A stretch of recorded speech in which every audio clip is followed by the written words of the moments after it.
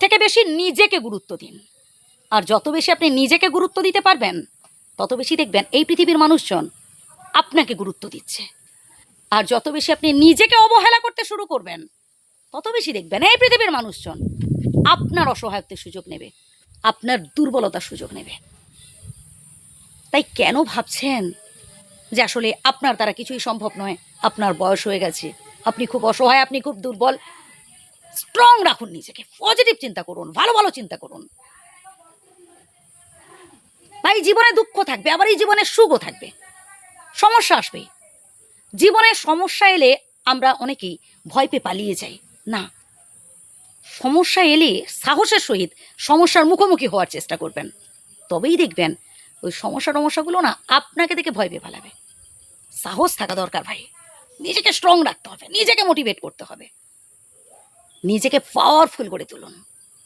মাঝে মধ্যে আয়নার সামনে দাঁড়িয়ে নিজেকে দেখুন না যে আসলে আপনি কতটা সুন্দর আপনার কাছে। আর যখন আপনি বাস্তবিক এটা ফিল করতে পারবেন যে সত্যি আপনি খুব সুন্দর, তখন বুঝতে পারবেন যে আসলে আপনি এবার নিজেকে গুরুত্ব দিচ্ছেন।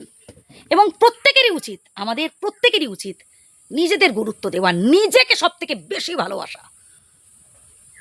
লোকের কথা শুনে ভাই নাচবেন না। লোকে বলবে, লোকে হাসলেও বলবে, কাঁদলেও বলবে, চুপ থাকলেও বলবে। হাতের 5টা আঙুল কি সমান? দেখুন তো হাতের 5টা আঙুল একটার থেকে আরেকটা কতটা আলাদা। ঠিক তেমনি আমাদের আশেপাশে যে মানুষ রয়েছে ভাই, প্রত্যেকের আলাদা মতামত থাকবে। এবার সবাইকে তো আপনি সন্তুষ্ট করতে পারবেন না, সবাইকে আপনি খুশি করতে পারবেন না, হাজার চেষ্টা করলেও পারবেন না। অথবা আপনি যদি এটা ভাবেন যে প্রত্যেকের মনের মতো হয়ে উঠব, হবে না শেষমেশ। এর থেকে বেটার নিজের মন কি চাইছে।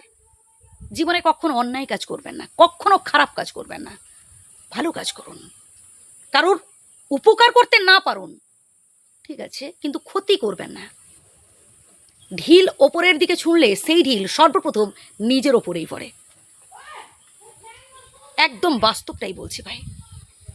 আমরা অনেকেই আছি, যখন পাড়ায় কারোর ঘরে কোনো ঝগড়াঝাটি হয়, দূর থেকে দাঁড়িয়ে আড়ি পেতে শুনি আর মজা লোটার চেষ্টা করি।